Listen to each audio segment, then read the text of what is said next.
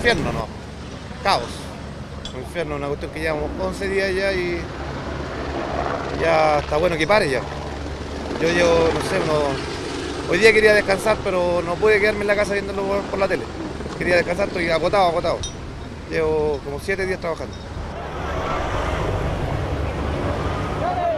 Hemos tenido siempre incendios forestales, estamos acostumbrados, pero incendios que duran de un par de horas a lo más un día.